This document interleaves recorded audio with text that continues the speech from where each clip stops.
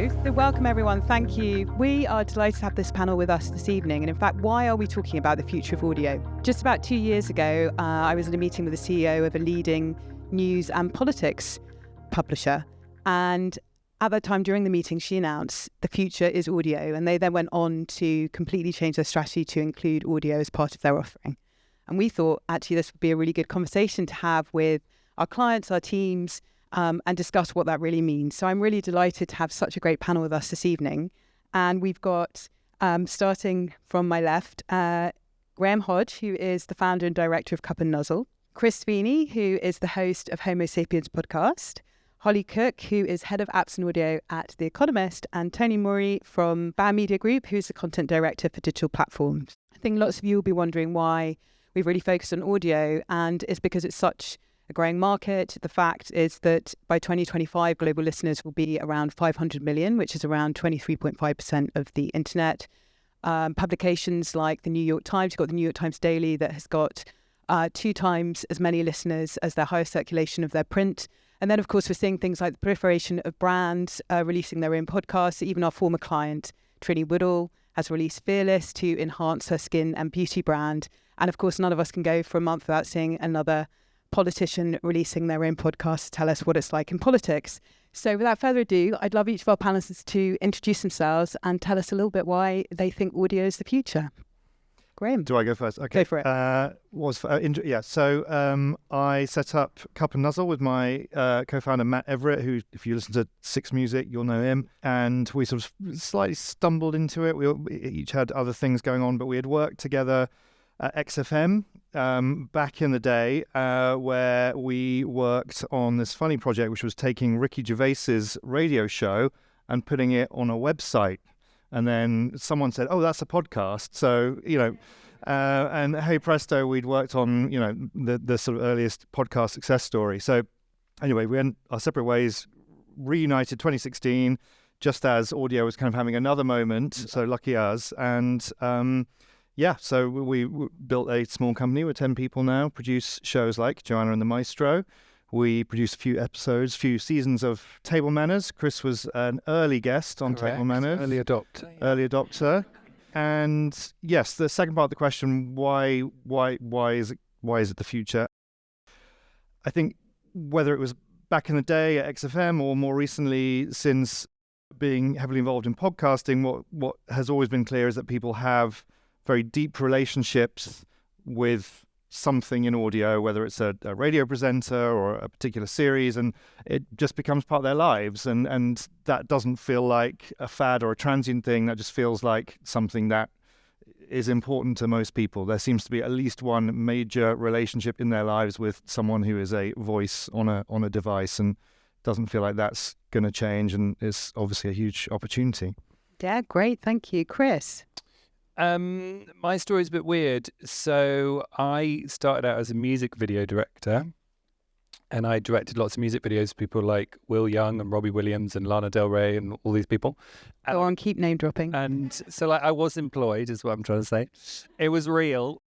And I became really good friends with Will Young. And we became really good friends. And I said, I always listen to Woman's Hour on Radio 4. And he was like, "So do I." And I was like, "Did you know that it was around their anniversary?" I said, "Did you know that 30% of their listeners are men? And they actually, in their editorial meetings, have to talk about how to cater to the men, even on Woman's Hour." And I was like, "That's hilarious." And I was like, why has no one ever done an LGBT version of that? So the world from an LGBT perspective once a day. We can do once a day. So I was like, "I think I'm going to do it. I'm going to set it up." And he was like, "I'll do it with you." So I was like, "Okay." So we got my iPhone out on my kitchen table and recorded an episode where we just spoke for 2 hours that, thank God, was edited down to 1 hour. And we uploaded it on the internet. But I mean, it was like Apple Podcasts or whatever. No, that's not true. I sent it to some people and they said it was good. So then we made 12. And we uploaded it and it did really well. So then that was in 2017 and it's still going. I've co-hosted it with Will and Alan Cumming. And now at the moment I'm doing it on my own. And yeah, it's like a little home DIY situation. Brilliant. What is the question? It's like, why are you excited about the future of audio? Okay, so I don't feel very well placed to answer this, but I will by the end. But I think what's beautiful about it is I don't think you need to know about why the future is audio. Podcasting means you can just do this thing, you can upload it, you get this community of people, and it's a section of my life because I'm still, employed elsewhere, directing, where I don't have to think about commerce actually. And I think it just is really intimate and small in that sense, and that is what I think is beautiful about it. I don't think about it strategically, interestingly. Nice, thank you. Holly? Yeah, so I, as you said, am head of product for apps and audio at The Economist, where my teams oversee The Economist app, the Espresso app, we even have an app in China, but also all of our audio. So there's a lot of narrated audio, there's podcasts available on those products, but also the podcasts that are available out there, wherever you do your listening. And so I've been there for nearly 3 years, but prior to that, I was at BBC News, leading the news website. But my first sort of foray into audio was before being kind of officially employed by the BBC, was I used to be a regular guest on 5 Live, Wake Up to Money, and then Radio 4 Today programme, where you have to rock up it's about 5 a.m. and talk about the world of economics and stock markets for a 5 Live audience. And then you down a bit more coffee and you run downstairs and you go to the Today studio and you sort of have the same conversation again, but with a posher accent and using longer adjectives. And the buzz of the studio was something that I still, it's not very often that I'm in a studio anymore, but it is definitely something that I still kind of feel and hanker after. So prior to that, I was a journalist as well. So I've sort of got 10 years journalism experience, 10 years sort of product strategy experience. And now I'm very happy to be kind of melding the two together at The Economist.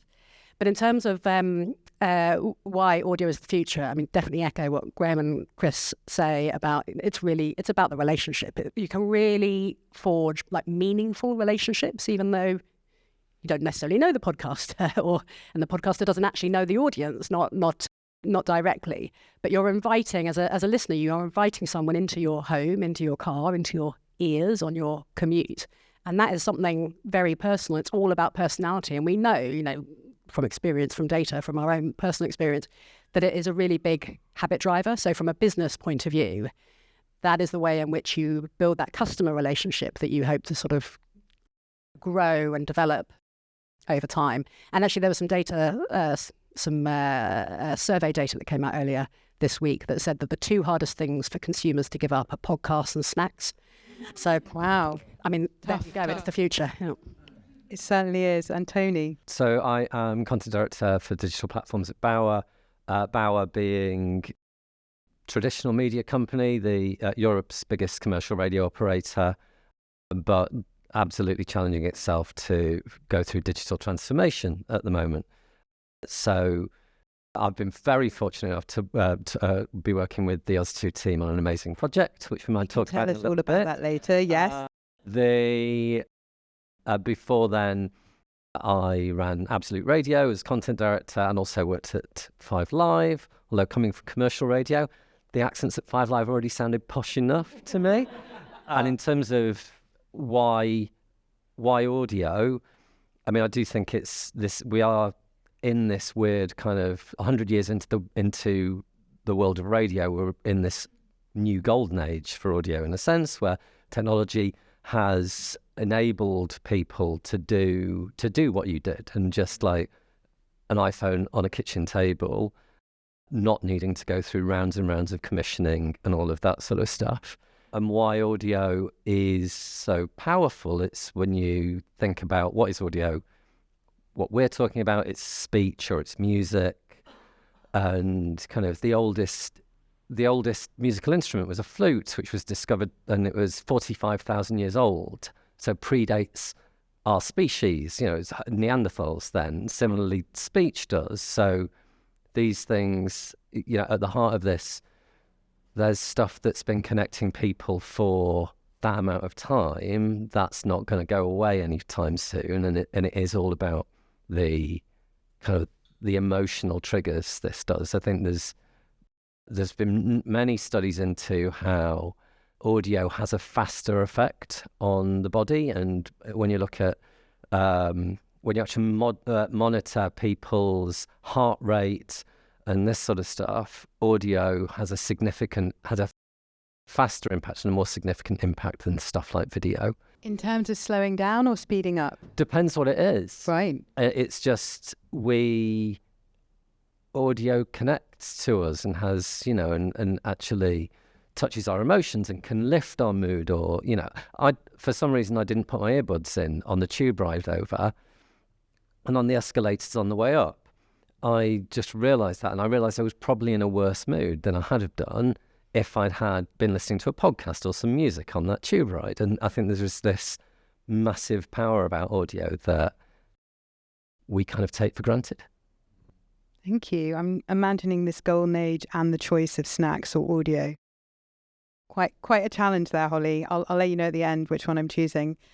So for both Holly and Tony, your companies are making quite kind of bold, exciting new choices and investments in audio. Holly, do you want to start us off about your exciting news or The Economist's exciting news? I would love to. I'll try to not do like a sales pitch, but we are genuinely very excited at The Economist. It's an exciting time for us and our subscribers, and also all the great teams who have been working extremely hard for months to launch a new podcast subscription called Podcast Plus. So, anyone who's an Economist fan will know that we already produce a lot of podcasts, but this is actually, for the first time, it is a subscription in itself that gives you access to every single one of our podcasts, all our shows, even some limited editions as well as the Daily Show.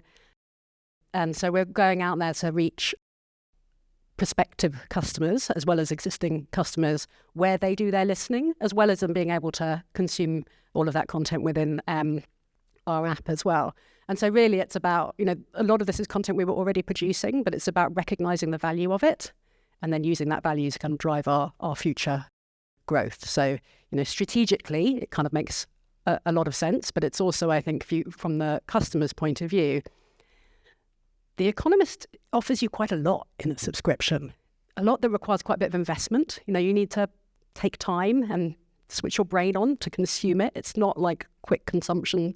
Whereas the ability to be able to listen to that content and different content and also build that relationship that we just talked about in terms of that, personality and so on is something that's quite different from the kind of more traditional publishing that we do. So we're in like a pre-offer launch period at the moment, and we officially launch in October next month. So it's really, really exciting. 4 days in, is that right? Or it's very, very fresh? We're like very new. 4 days into the pre-launch offer. And yes. how's subscriptions going? You probably can't tell us too much. We're happy. Yes. We're happy. we're pretty, we're trying to stay kind of realistic, but no, it's a good start so far, and it's good to see it. Great. And Tony, what about you? You obviously have been collaborating with us too on a brand new product. Can you tell us a little bit about it? Yeah, we are launching a new, again, trying to not sound like I'm doing the pitch now, apologies. We're launching a new audio platform that will be the home of all of Bauer's content.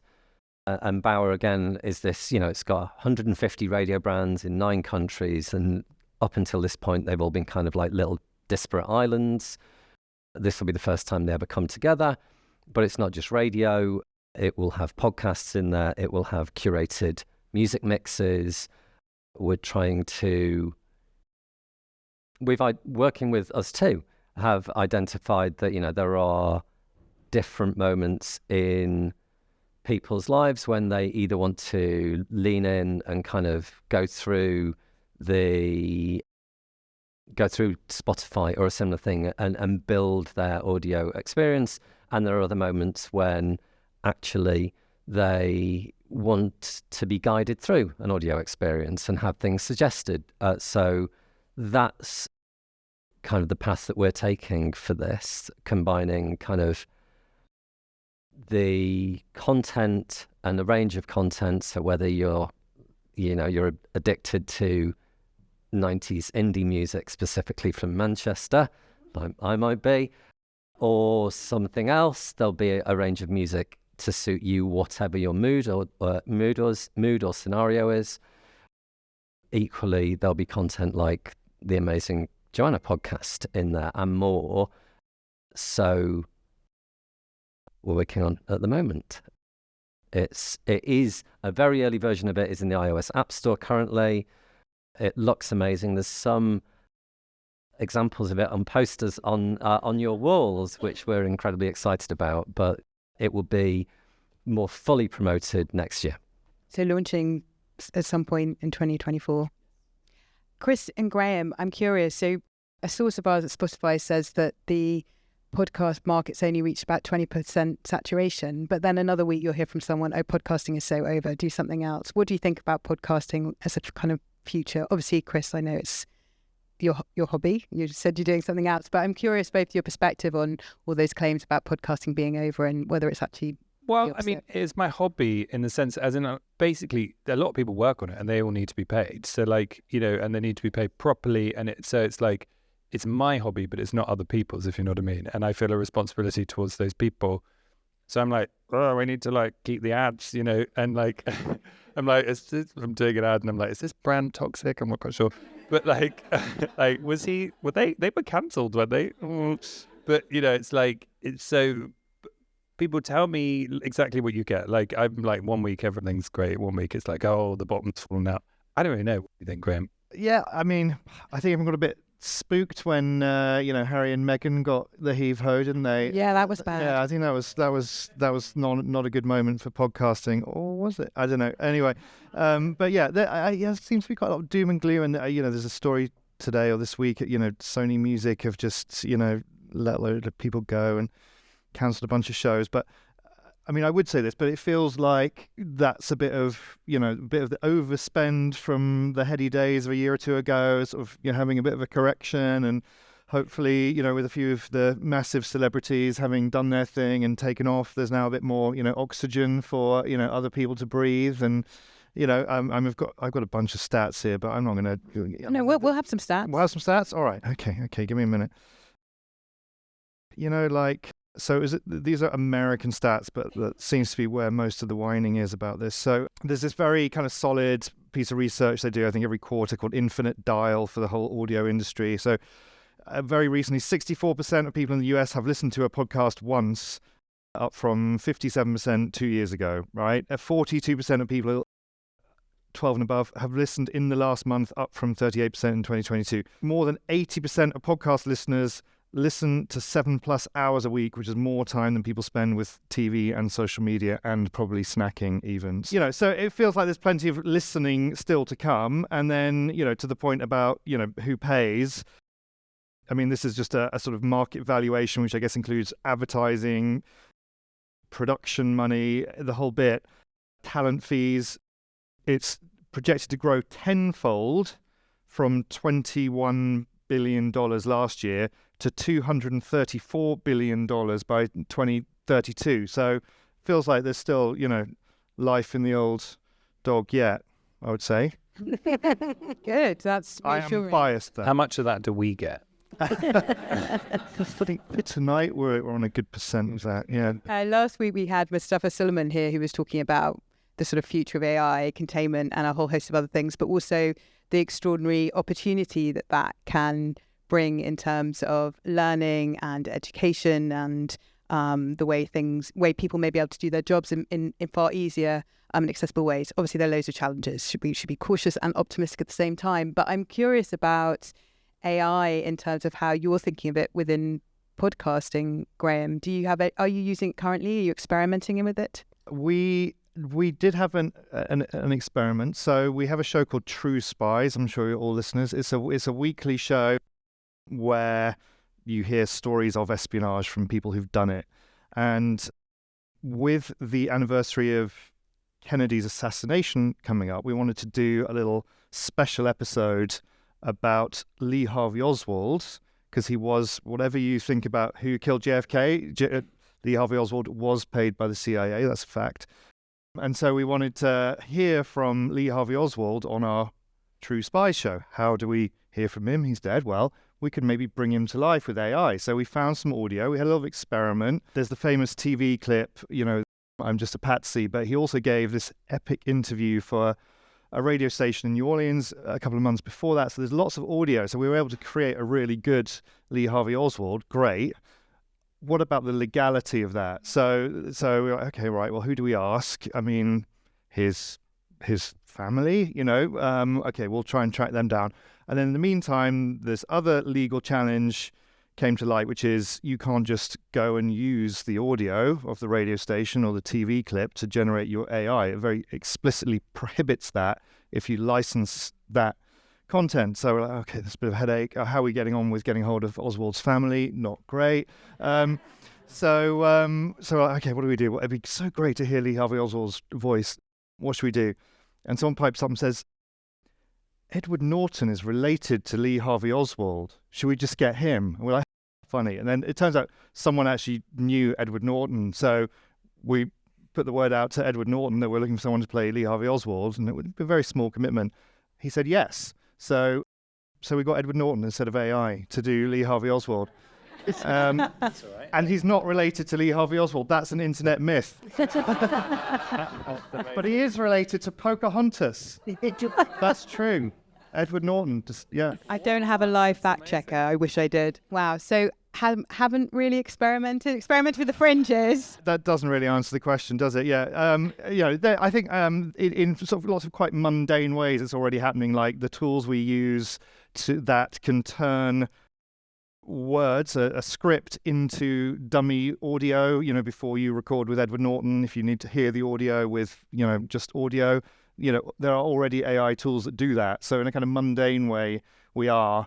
And some of our presenters sound like they're AI generated, but are actually real. But Sure, they really appreciate that. Holly, what about you? What about The Economist? Are you starting to play around with that a little bit? Well, I mean, it's the hot topic, right? So of course, but we're very much at the stage of like, there's a lot of brilliant minds at The Economist, as you would expect, very many of them, who are kind of thinking, researching and experimenting. But I think one of the key things that we're looking at is, as with all technology, like how does it complement what you do? How does it complement our original journalism, our sort of original Economist voices, as opposed to potentially kind of hinder or hamper or take over? So that's always the thing that you've got to try and, I mean, you said yourself, sort of optimistic but cautious. That's the thing that we need to try and kind of, and are looking at currently through editorial. Like, how do we harness AI to bolster our offering and not kind of lose our independence, our voice that we already have? It's a big challenge. Yeah, huge challenge. Do you want to join in, Tony? Yeah, just echoing that, I think we're really eagerly looking at a few options, some of which are very mundane, kind of just tools, whether it be creating artwork for podcasts or assisting in the creation of artwork for podcasts, to being able to record somebody on Zoom and it sound like they're in a studio and all of that sort of stuff. Part of AI that's got people quite energized in terms of radio is the concept of AI presenters, because it's really easy to paint a story of kind of robots take over human jobs kind of stuff. But I think for us, we're very much looking at actually other ways in which we can use that to augment stuff, to do stuff that we just couldn't do on a real person level basis. So take the most anachronistic old-fashioned radio example, travel news, which, even 20 years ago was like, if you worked in radio, you were saying, why on earth are we still doing travel news? When kind of, if you're listening to a national radio station, 30-second travel news bulletin, how likely is it that anything in those 30 seconds is going to be relevant to you? But if I live as Stoke Newington and I was commuting to Oxford Circus, all I'd want to hear about is the number 73.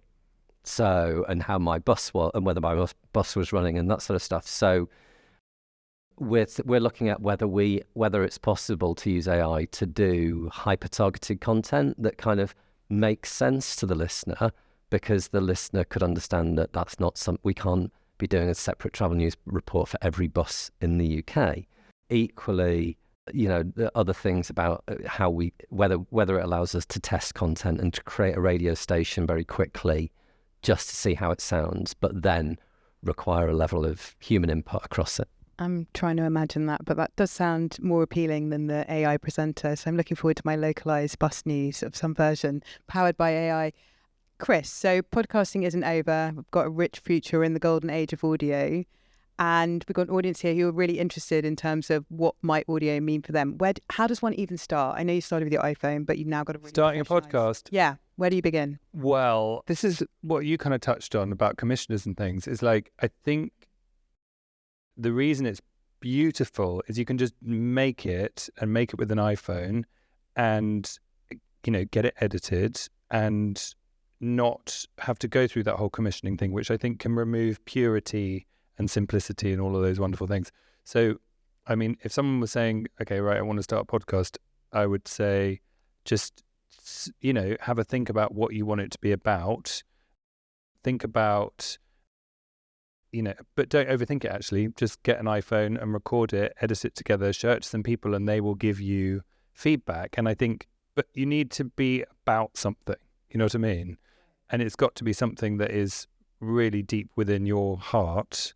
And that can be, if you're really into like growing vegetables in your garden or whatever, it's like, if you think about Instagram influencers who do well, it's like it's always ultra specific. And I think that's what it is. And I think the worst version you could do is try and do like you talking to your other half, because Chris and Rosie Ramsey have done a massive podcast and now everyone's doing one and stuff, because I don't think the world needs another one, So try and find your personality with it. And if it's not personal, so if it's not about my personal brand, but much more about my business, where would you start? I mean, Graham, we talk stories. I think it's got to be, I think like, so my husband is a corporate lawyer and they're trying to like do some rebrand, and he was talking to me about like showing me the videos and stuff. And I was like, I was like, this isn't my job, but I know this is wrong, what's happening here. And because they weren't telling stories, and I think you have to sort of, and someone said to me once about a good interview with someone is when they start saying, he said, she said, like they get into actually telling you what someone said. And actually now when I am interviewing people, I always notice that is like when you go like, dum, you feel like you've dropped into like more of a conversation. So you have to create some context within your business where you can talk about, get people to tell stories. And what my husband and the people ended up doing was really good. They did the history of the firm, and it was so fascinating because law firms are all really old on the whole. And it was so interesting to learn about like, who was that guy who started it? Why did he start it? Where is he now? And all of that, So I would say try and find the story you're trying to tell. Thank you. Graham, we were talking a bit about even just starting with a content strategy. If you're going to sort of get into audio, what would you advise everyone to start? Well, yeah, whether it's a law firm or, a pop star or a brand, why is the first question we always ask. What is the reason for doing this? You sometimes get to a really, really good place, but sometimes you find there isn't really a purpose at all. It sounds like, your husband's firm found the purpose find our purpose. Yeah, but I guess where the purpose is, that's where the stories come from, right? And that's the reason to do it, and then they're onto something. But when it's like, I heard podcasting's a thing, we should do that. That's when alarm bells start ringing, and it's maybe time to look elsewhere. Sure. I mean, I guess we've made a very bold statement in terms of audio is the future. So I wonder if anyone else has practical tips about how people could actually get into that and realise that potential, given the stats also that you were sharing earlier, Graham, around how it's just going to be a huge multi-million, potentially billion-dollar kind of industry, whether it's the advertisers or the people who are the producers and makers themselves. I think not a practical tip, but I just think it's really interesting what you've just said, because the Economist's first podcast was back in 2006, and obviously they are telling stories, whether it's written or audio or video. But one of the ones which is quite popular, and I was very surprised by it, is one in which our editorial are talking about basically why they started podcasting and how it's gone. And to me, I was sort of like, well, you're just talking about a business model. Like, surely our audience aren't going to be so interested in that. But they really are, because it's telling the story of the history, again, of a firm with a long-standing history. And so you've just explained to me something that was baffling me earlier. I'm probably wrong. I think the other thing to be aware of, I think, specifically with our podcast, it's for LGBT people, the amount of people who write in and say, I'm really lonely, and this keeps me company, because they don't live in cities, and therefore, how do you find other LGBT people? It's so much harder. So we represent a community for them. But I do think that podcasts are company when you're on that train journey and all of those things. And so it's just nice to hear someone bubbling, which is why it's really interesting to hear about AI, even doing the travel news, because I would feel colder hearing the travel news from a computer. Do you know what I mean? And I'm sure they'll be cleverer than us soon. But, you know, like, it is about company. And I think that is not to be overlooked.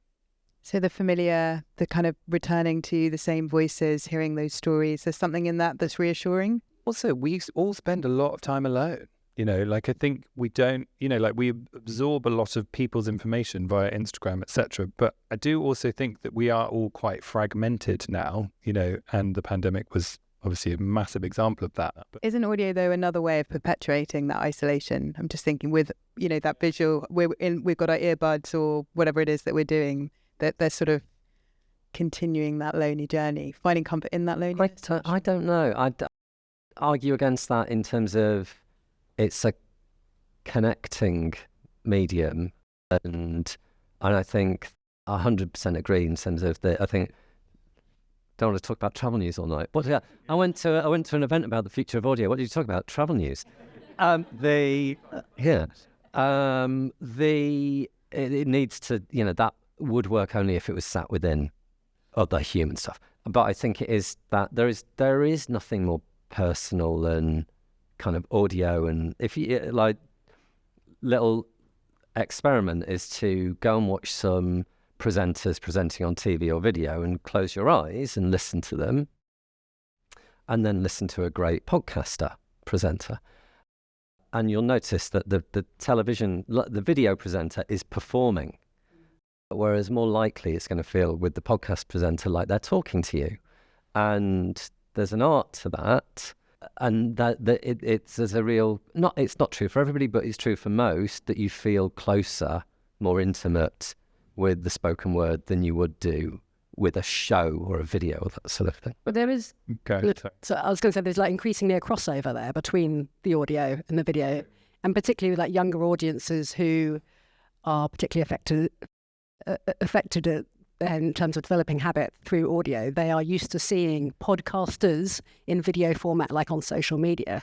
And we often see in like survey data that YouTube is the most widely used podcast platform, which always sort of baffles me. I still haven't completely like unpicked that.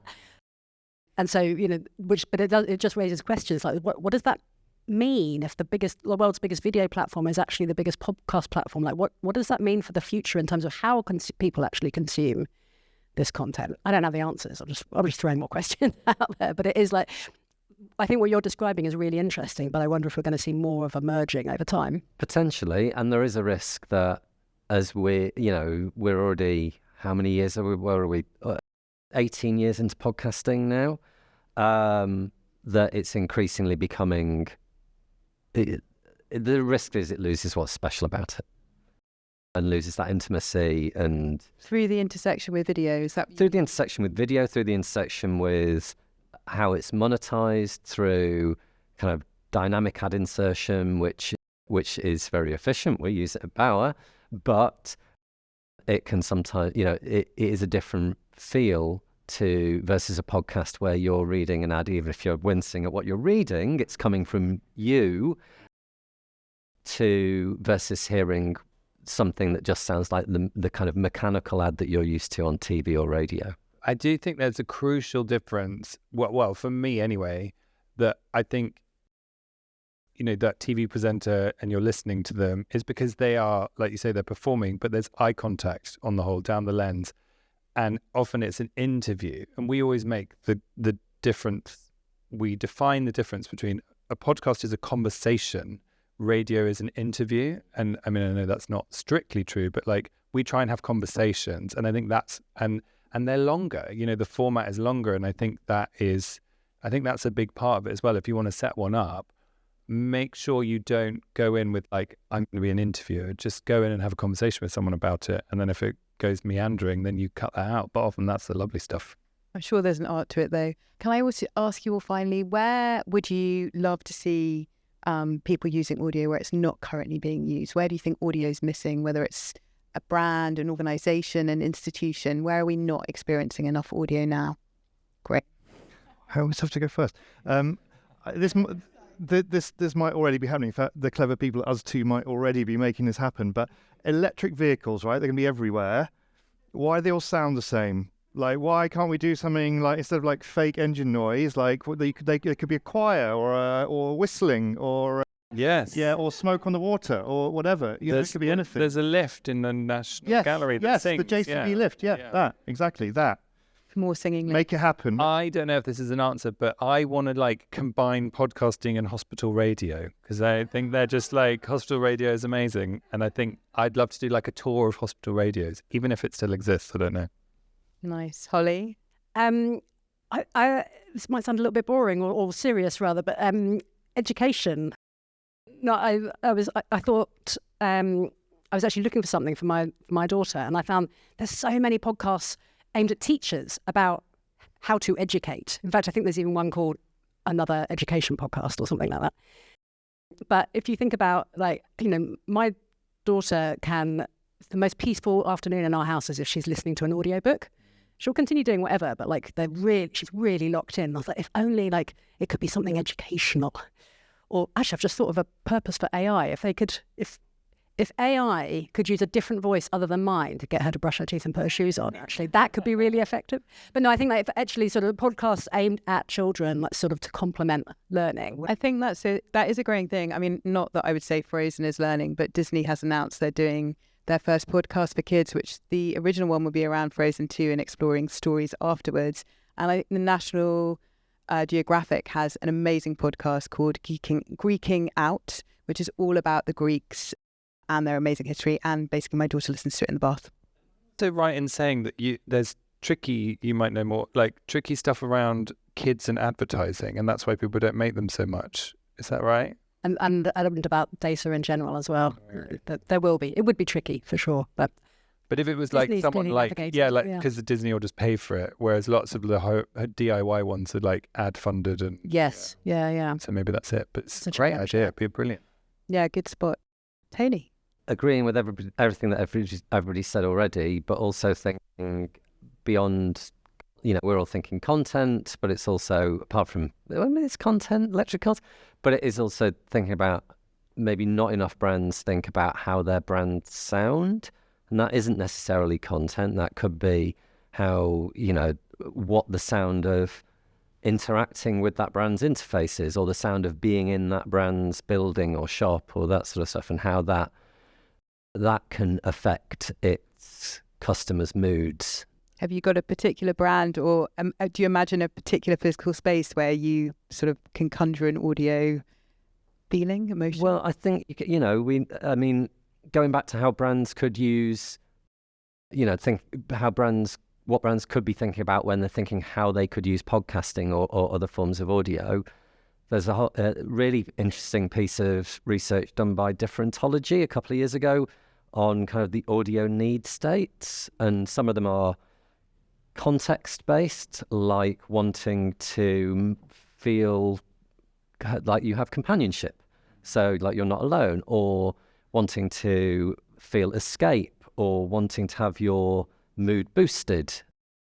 And there's other context things, which are stuff around wanting to broaden your horizons or feel in touch and those sorts of things. And it's interesting how some mood or soundscaping things can play into the more music, or soundscaping things can play into the more mood ones, and podcasting tends to be all around this, keep connecting me to topics, and so it's thinking about those things. Sounds like a good note to end things, the intimacy and magic and inspiration of audio. Thank you very much.